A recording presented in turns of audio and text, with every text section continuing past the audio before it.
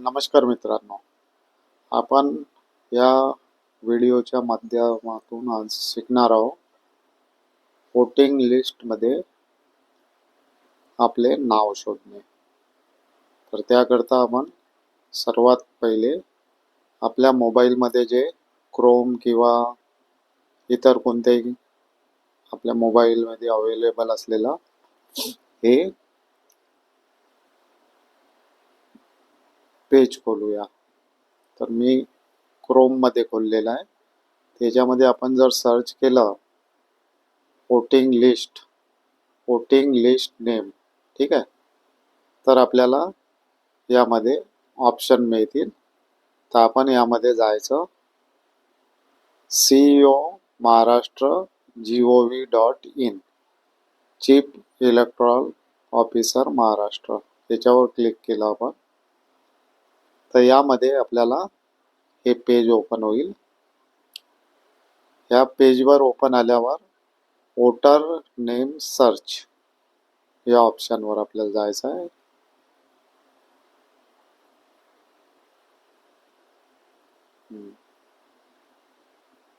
तर इथे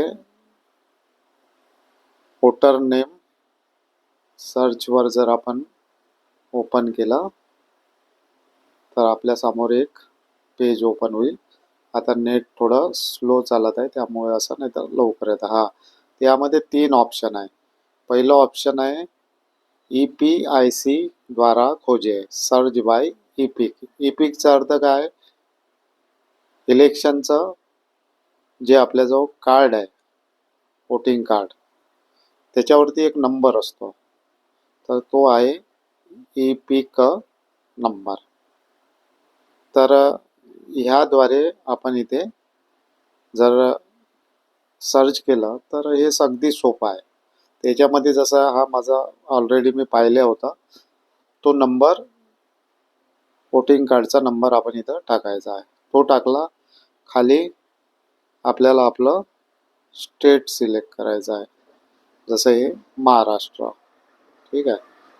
आणि याच्यामध्ये ह्या जो कॅप्चा आहे तो टाकायचा आहे, तो करेक्ट टाकायचा जसं आपल्याला दिसत आहे. जसं इथं KTDZ007, ठीक आहे.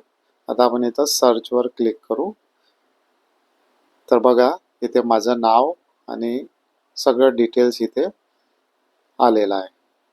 13 चंद्रपूर, 71 असेंब्ली कॉन्स्टिट्यूशन आणि पार्ट यादीचा भाग क्रमांक 300 आहे. आणि माझा ह्या यादीमध्ये कोणता सिरियल नंबर आहे तो सुद्धा आला आहे. याच्यामध्ये व्ह्यू डिटेल्सवर आपण जर क्लिक केलं तर आपल्यासमोर पुन्हा एक पेज ओपन झालं ज्यामध्ये डिटेल्स सगळं. याच्यामध्ये जर तुम्ही पाहिलं तर याच्यामध्ये मतदान केंद्र सुद्धा इथं हे आलेलं आहे. जसं कुठे आहे, कोणत्या रूममध्ये तुमचं हे आहे वोटिंग, ते सुद्धा आलं.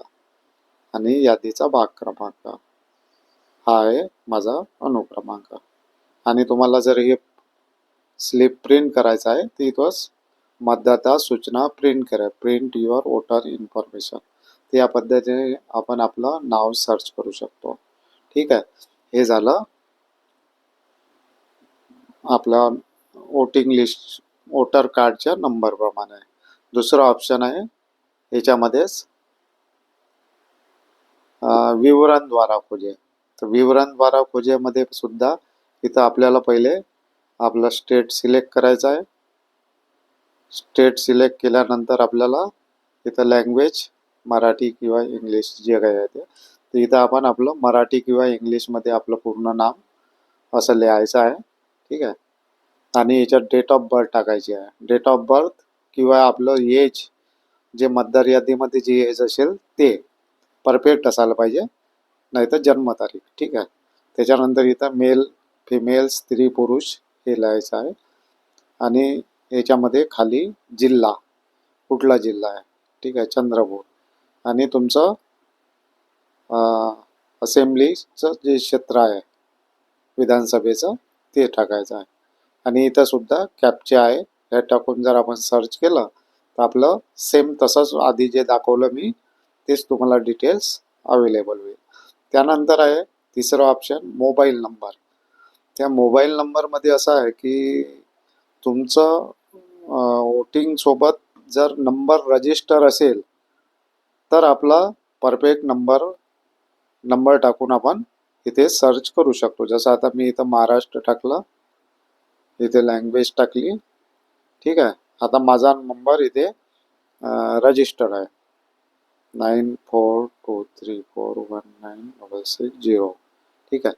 हा माझा नंबर जर मी टाकला आणि इथं कॅप्च टाकला तर आपण पाहू येते का, PZHC, ठीक आहे.